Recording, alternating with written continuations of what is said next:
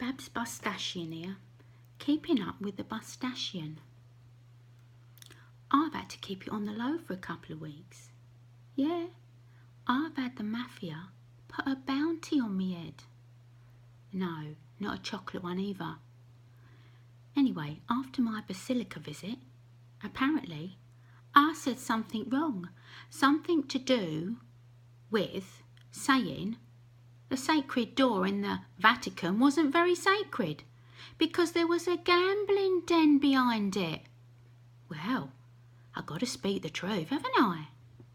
And then in my hotel I was robbed at gunpoint. Can you believe it? They stole my Pandora bracelet and all me charms.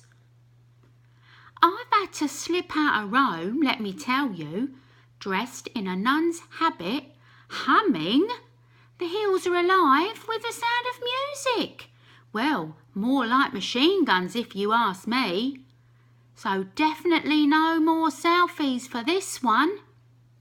Anyway, I got me mojo back, haven't I? And I'm ready to sprinkle it on me next ice cream sundae. So here I am, up the Tundra, in the Arctic Circle, Greenland, the world's largest island. And I brought with me my brother from another mother, Brad.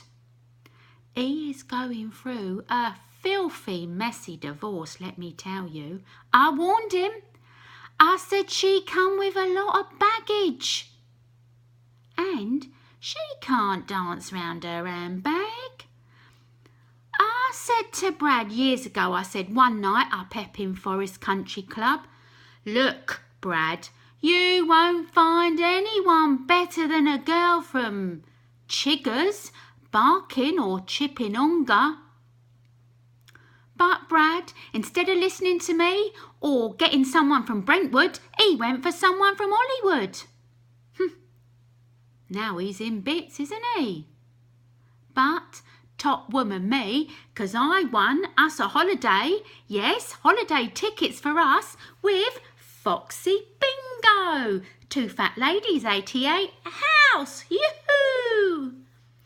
I was hoping for Marbs or Khan, but the Tundra's pretty chilled, I'd say. I also pack light as a global explorer. I know you only need to take a carry-on, of course, and a bag of duty-free. Well, it's only an island, isn't it? You gotta be light. Anyway, I grabbed me eggnog in Terminal 2, ready for my post-holiday Halloween goblins and ghoulies party, and we was off flying.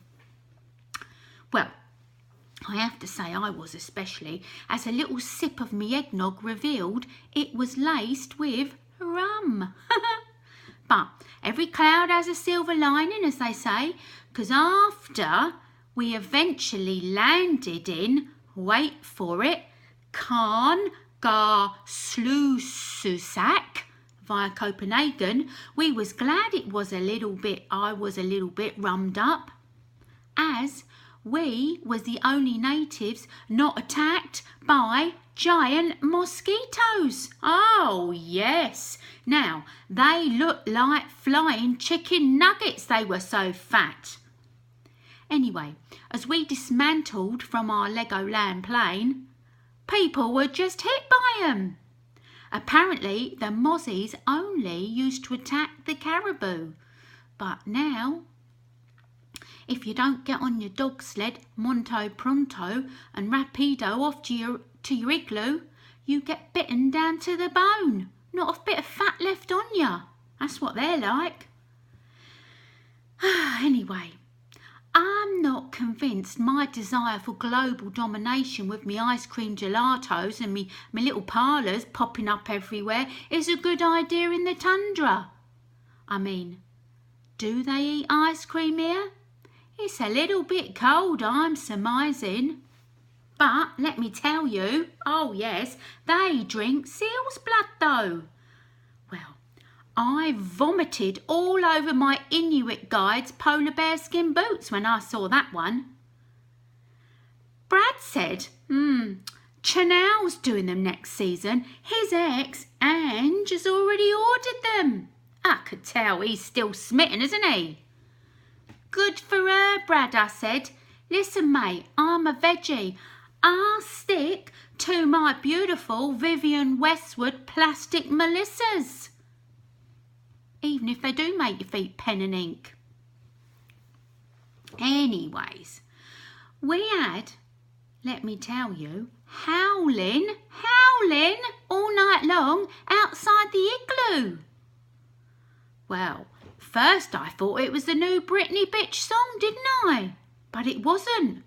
Oh no, our guide, Chinook, that's his name, which actually translates to warm wind, which is quite appropriate as he had that all night long after that seal's blood drink. I mean, his sleeping bag must have disintegrated by 6 a.m. in the morning. Oh, God. Anyway, Chinook said the polar bears were hunting nearby. Oh, well, that's lovely, I said. I mean, do we have any leftover seal's blood or a bit of blubber we can chuck at them? Guess what? We were totally out of blubber. Chinook had already fed it to some ravenous white wolf that was hanging about earlier on in the morning. Oh, blimey. I was beginning to think I was glad I still got me European health card on me, as it might come in useful up here in the Tundra. I mean, even though I'm not sure quite how much the Tundra is in Europe, but if I'm savaged by any beast, at least when I get back to Copenhagen, I can whiz round to the A&E for a little check-up, can't I? And get my limb stitched back on for nothing. Anyway, Brad said he'd like to feed his ex-Ange to a big bear. I said, Brad, they would spit her out. She's far too bitter. Honestly. Now, here's the big difference, see? If you chucked an Essex girl at a bear, she'd have him dancing round her handbag in no time, wouldn't she? You can't beat an Essex girl. No way.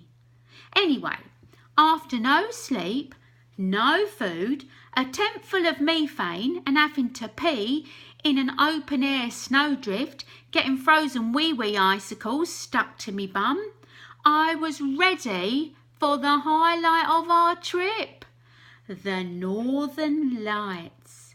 And let me tell you something, oh no, I was not disappointed. It was like watching the Spice Girls switch on Regent Street illuminations all over again at Christmas. Magnificent, I'd say. Except, of course, there was no Liberties nearby to pop in for a little bit of retail therapy. Anyway, they did take my breath away, them lights. Beautiful, highly recommended. As did Chinook's tea he made us after our Aurora Borealis experience. He called his Shah Diamond Leaf Willow. I said, that's lovely and it's delicious, Chinook. Can I take some home in my carry-on? Apparently, it's packed full of nutrients and vitamin. Oh no, he said in his best Inuit voice, because it's also used, wait for it, to make gunpowder up the tundra. Well, I hope no one strikes a match near me today then. But a little thought did cross my mind. It could make a beautiful sprinkle, couldn't it? My diamond leaf gunpowder on top of one of my vanilla and rum sundaes that I'm going to prepare when I get home. You could get a Halloween party off to a big bang with that one, I was thinking. And Brad's got a bit of space in his case as it happens, especially if I chuck out all the pictures of Ange he's carrying unnecessarily. Well, and her Laura Croft CD collection. Don't need them no more, do we, Brad?